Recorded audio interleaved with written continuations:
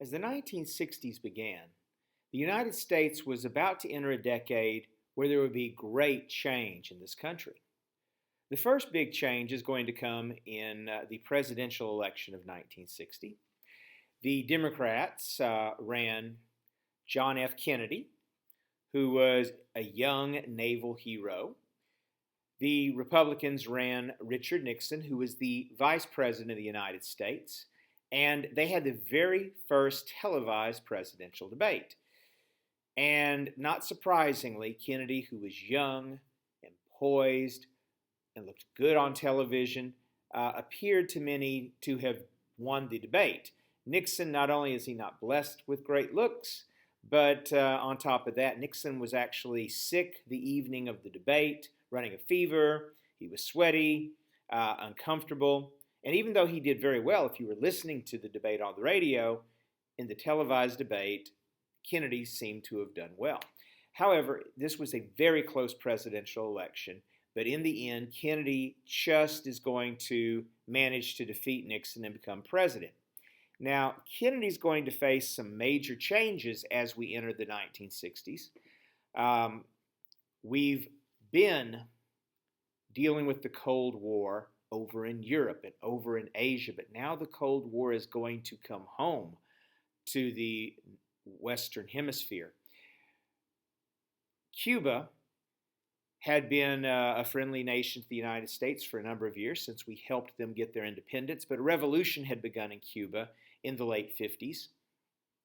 And by 1960, Fidel Castro had won the revolution and become the leader of Cuba. Now, at first, it appeared he might be all right, but then he starts to take over foreign businesses and put them under the control of government, which meant that a number of American businesses lost money. That's not going to make us happy. On top of that, he's also taking control of other private enterprise there in Cuba, and anyone who speaks out against him is forced to flee the country, and they begin fleeing to Florida. And we're starting to see the government seizing private property, moving towards socialism, restricting the rights of people. And so the United States starts to think, we've got to get rid of this guy. So the United States government, through the CIA, starts training Cuban nationals to retake the island of Cuba. And in what's known as the Bay of Pigs invasion, we take these Cuban nationals that we've trained down to Cuba, we drop them off. Kennedy had actually inherited this operation and went through with it, but Kennedy decided that if we actually get directly involved, this could cause too great attentions, possibly start a war that could include Russia. And so Kennedy decided at the last minute not to give air support to this invasion, and the invasion ends up failing. So Kennedy's administration looks weak. We failed in Cuba. Castro's just that much more nervous because we actually tried to take the island, and he is reaching out to the Soviets, and the Soviets are reaching out to him. We've got troops over there in Europe. We've got missiles over in Europe and even over in Turkey, right on the edge of the Soviet Union. And the Soviets see a chance to kind of put the shoe on the other foot and gain an ally close to American shores. So they begin to support Castro. And to secure the island, secretly, they begin building missile sites on the island of Cuba. Now, we have spy planes flying over Cuba all of this time, and when American spy planes came back with photographs of missile sites being constructed, the United States had to make a decision. Kennedy's getting advice from the Joint Chiefs of Staff and from the CIA, and they're telling him, look, we've got to bomb Cuba and take out these missile sites now, or this is the time to invade Cuba. And he's getting a lot of advice that it's time to take action. However, Kennedy decides to take a little more conservative approach. He doesn't want to immediately commit an act of war against Cuba, and so he decides to instead quarantine, actually blockade the island. But he picks a medical term rather than a military term. He's trying to prevent tensions from getting too high. But he says we are going to blockade the island of Cuba. We're going to surround it with our Navy, and we're going to inspect any ships coming in to make sure they're not bringing missiles to the island. And the Soviets, they already have ships on the way. The world knows those ships are approaching, and so the world is very tense. Not only does Kennedy come out and tell the American people and the world that we're going to quarantine the island of Cuba, but he also says that if any missile is fired from the island of Cuba at any target in the Western Hemisphere, we will consider it an attack on the United States by the Soviet Union, and in his words, requiring a full retaliatory response, which means we're going to nuke the Soviets, which means they're going to nuke us back, which means World War III, nuclear holocaust, the end of human life as we know it. Our president said that on national TV. So the world is tense. The world is waiting to see what's going to happen. And as those ships get closer and closer, people are wondering what's going to happen. In the end, we had some very close calls. First of all, that advice to bomb or to invade the island, it turns out when the Cold War was over with and information from the other side became common knowledge and was released, we found out those missiles were actually operational. They weren't just sites being built. They had operational missiles. If we had attacked, they could have fired. So it's a good thing he didn't. We also dropped depth charges on a Soviet submarine that had nuclear torpedoes. And they came very close to launching. Actually, the commander of the submarine ordered the nuclear torpedo to be fired. However, the commanding officer of the submarine task force was on the ship and canceled that order. So we came this close to a nuclear war. The tensions were just extremely high. But ultimately, when the Soviet ships arrived just off the coast of Cuba, they turned around. They went back. The Soviets backed down. What had happened behind the scenes is Kennedy and Khrushchev, the Soviet leader, had made a deal. We promised we would not attack Cuba again. We would leave Castro alone if they would remove missile sites from Cuba. And we further agreed to remove our missiles from Turkey. So publicly, the Soviets backed down. Privately, and we publicly said we would not attack Cuba. Privately, we removed those missiles from Turkey. It ended up actually, though, because that part of it was secret and it was pretty obvious they were backing down. So it kind of made it look like to the world that we had kind of won this thing. And that's really going to cost Khrushchev his job over there in the Soviet Union. It really increased Kennedy's popularity here in the United States because he had stood firm. He had backed the Soviets down. However, there would be other showdowns with the Soviets as well that would not be quite as terrifying as the verge of nuclear war.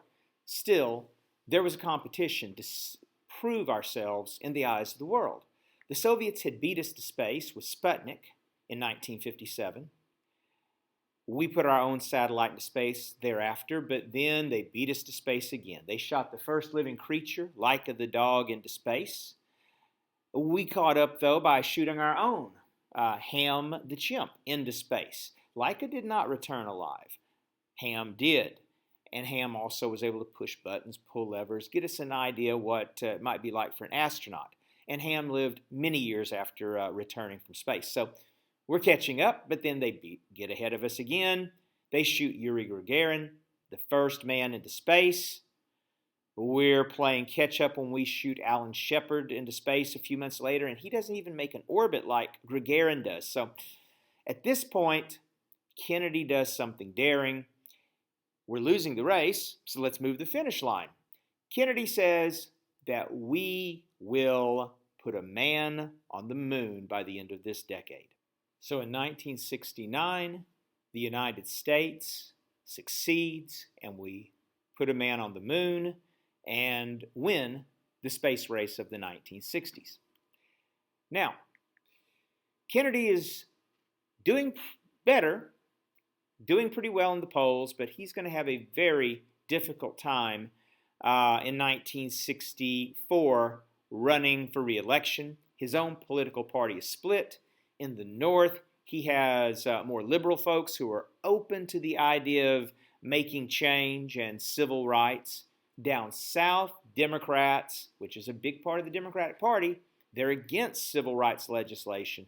And to try to unify the party before his re-election campaign, he flies down to Dallas, Texas in November of 1963 to meet with leaders of the Democratic Party.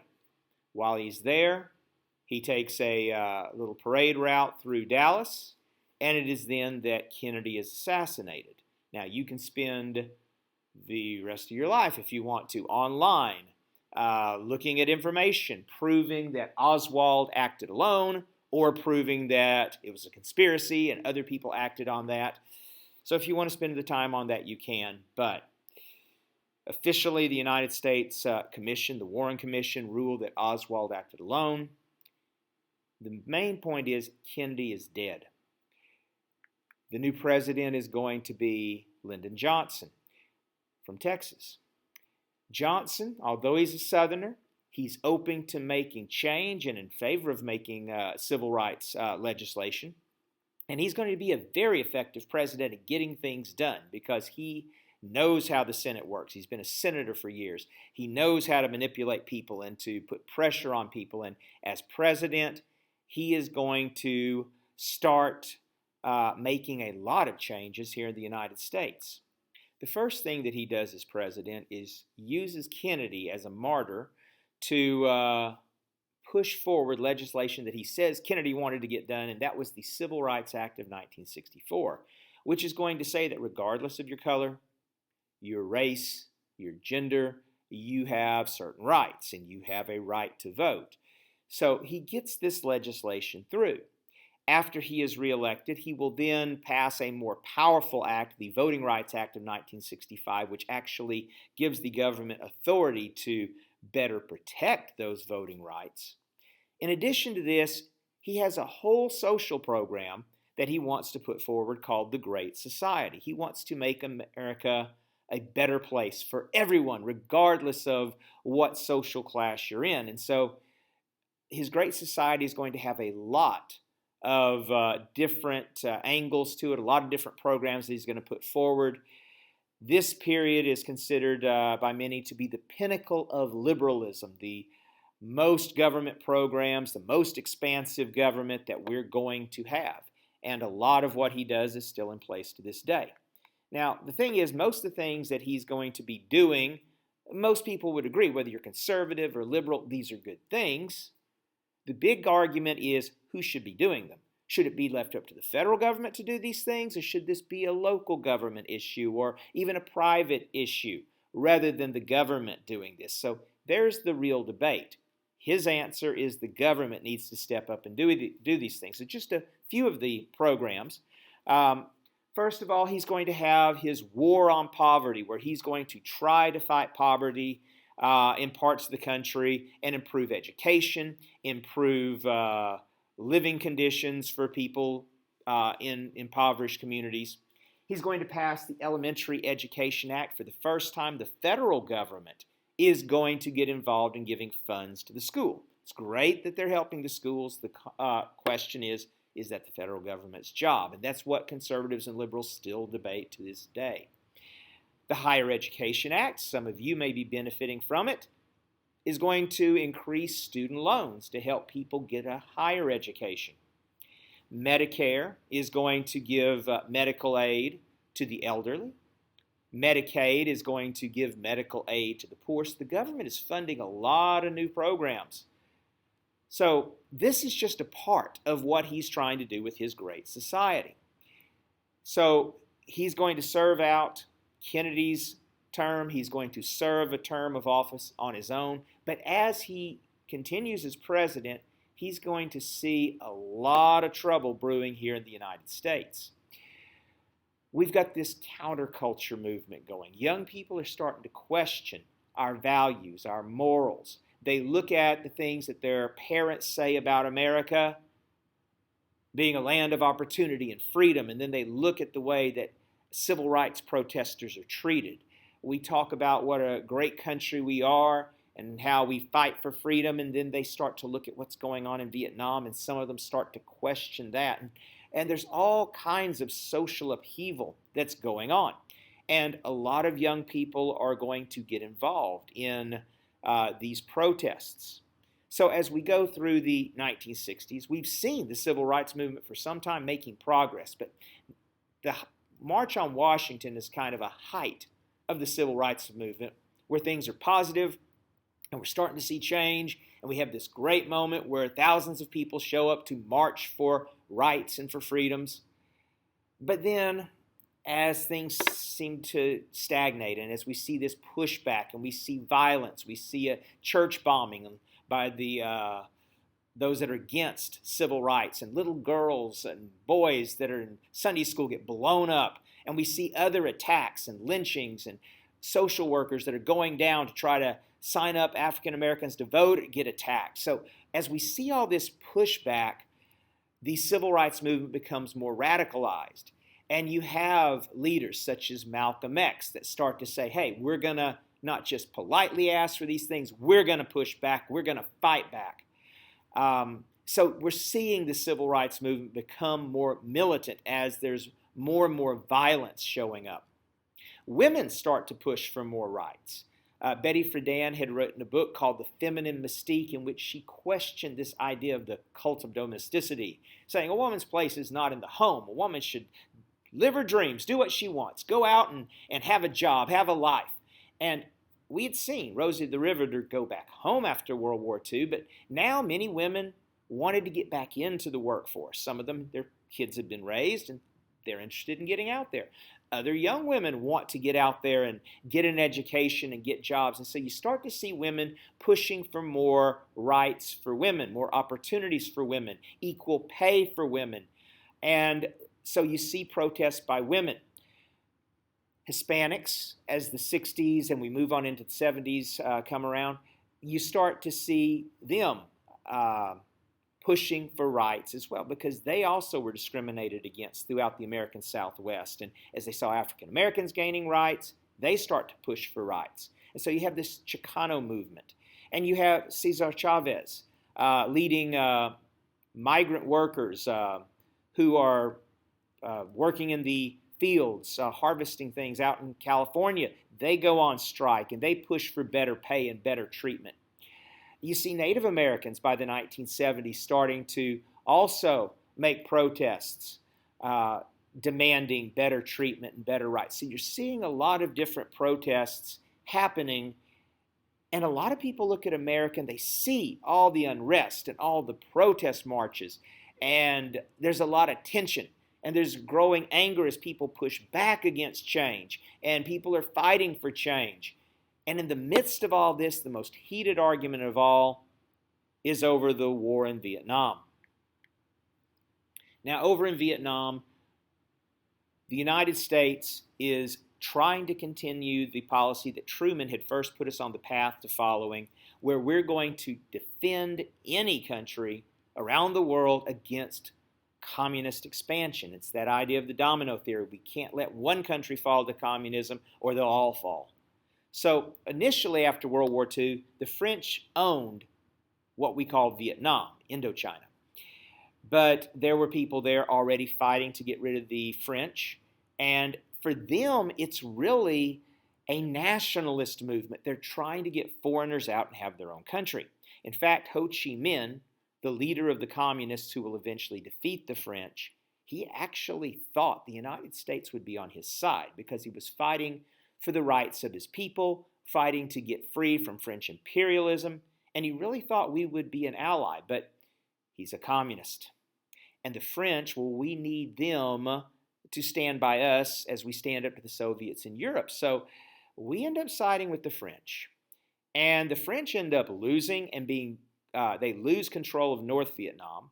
South Vietnam, they maintain control of, but the French decide to withdraw, and they leave the South Vietnamese government to try to hold on to their independence apart from the communist North Vietnam. And the United States supports South Vietnam because we don't want communism to spread. Even though Ngo Dinh Diem, the leader of South Vietnam, is kind of rough on his people and he angers a lot of folks, and eventually it gets to the point where the military stages a coup and takes the government from him, and we support that because we can't let the communists take over. And so the communists in North Vietnam and South Vietnam are fighting. North Vietnam is trying to take over, so we start sending, first of all, military aid. But that's not enough. So we send our Green Berets and American soldiers to go over there and train the South Vietnamese soldiers, but that's still not getting the job done. So we end up in 1964 having an excuse. In what's called the Gulf of Tonkin incident, North Vietnamese gunboats supposedly fired on an American destroyer, and there's a lot of question whether it really happened or not. It may have been, we may have actually had a bad read on radar about whether that was actually happening. There's actually two incidents that are part of this, and so it's still controversial today whether something happened or not. But the thing was, we needed an excuse. We say the North Vietnamese have fired on our ships, and so we use that as the excuse to now commit our ground forces to fight in South Vietnam. And so we're going to be fighting not so much against the North Vietnamese army marching in from the north, because our troops can stop that. What we can't stop, what we're going to be struggling with, are guerrilla forces, the Viet Cong, as they sneak into the country, and as people in South Vietnam that are also wanting to drive foreigners out look at us and look at the South Vietnamese government as the enemy. They are going to make raids and guerrilla attacks, and they're going to hide in the jungles, and we're going to have to send our troops in to hunt them down.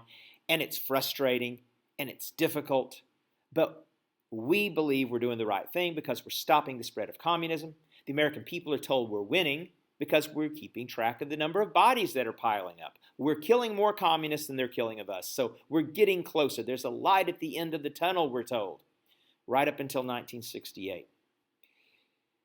In 1968, on what is the New Year's Day for them, several weeks after our own New Year's, their New Year that year was called Tet. And on that day, all across South Vietnam,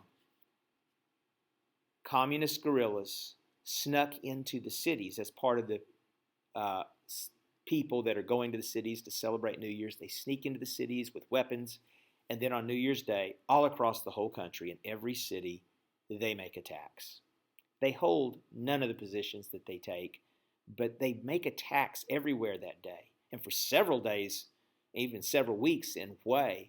And they also attack the American embassy and get inside of it that day down in Saigon. So when we turn on the television that day and we're told we're about to win this thing and it's almost over, and then we see in every city across the whole country attacks taking place, well, we start to doubt that we're really close to winning and this thing might drag on forever. And young people have been protesting and they don't want to be drafted and sent off to die in this country. And we're starting to question, are we doing the right thing? We see pictures on TV of the Vietnamese people suffering, and we see the American bodies being loaded back on planes and sent home, and we see the violence, because this was the first televised war, and the United States military didn't realize how much they needed to censor war. Ever since then, they're more careful to censor what comes out of a war zone, but the American people are starting to question and doubt this war.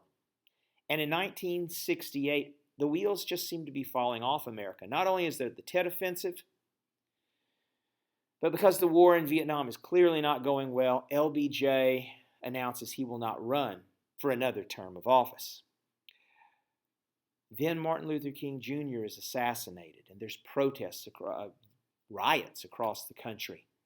Then that summer, the new front runner of the Democratic Party, Robert Kennedy, is assassinated. And at the Democratic convention later that fall, late summer, the Democrats face violence and protests in the streets of Chicago. So it just seems like the whole country is coming apart at the seams. And many people are looking for someone to save the day and put things back to the way they used to be. And so we're going to see, as we move into the 1970s, Richard Nixon is going to get a chance to rise from his political ashes and lead the country on behalf of the Republican Party to try to stabilize things and maybe turn back the clock a bit to a more stable America.